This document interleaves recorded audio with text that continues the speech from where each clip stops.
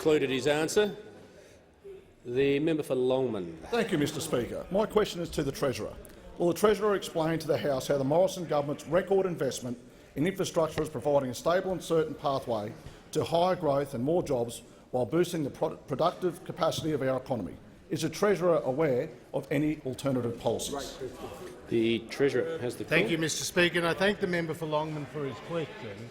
And his background in small business that he brings to this place, and he, like other members on this side of the House, know that when we came to government, unemployment was rising, investment was falling, and we inherited the second largest budget deficit of $48.5 billion in Australia's history, Mr Speaker.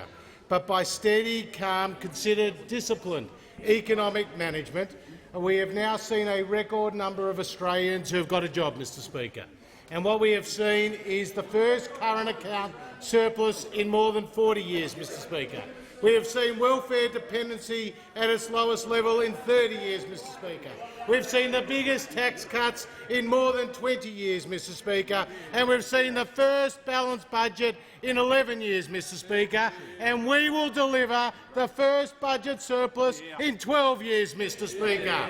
And the pathway to future growth is through deregulation like the member for Tangi is engaged in, Mr Speaker, like tax cuts that the member for Deakin is engaged in, like industrial relations reform, Mr Speaker, that the member for Pearce is engaging, and more spending on infrastructure that the member for Riverina and the member for Aston are engaging in, Mr Speaker. And our $100 billion 10-year pipeline, Mr Speaker, continues to roll out and boost the productive capacity across the economy, Mr Speaker. And the Prime Minister has announced $3.8 billion that is being brought forward into the forward estimates, Mr Speaker. So for projects like the North East Link in Victoria, the North-South Corridor in South Australia, the Tonkin Highway in Western Australia, the Princess Highway in New South Wales, the Bass Highway in Tasmania, the M1 and the Bruce upgrades in Queensland, Mr Speaker.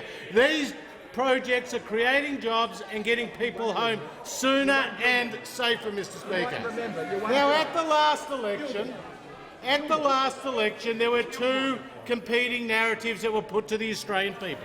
They could vote for the coalition and their lower taxes and more jobs, Mr Speaker, and investment in infrastructure.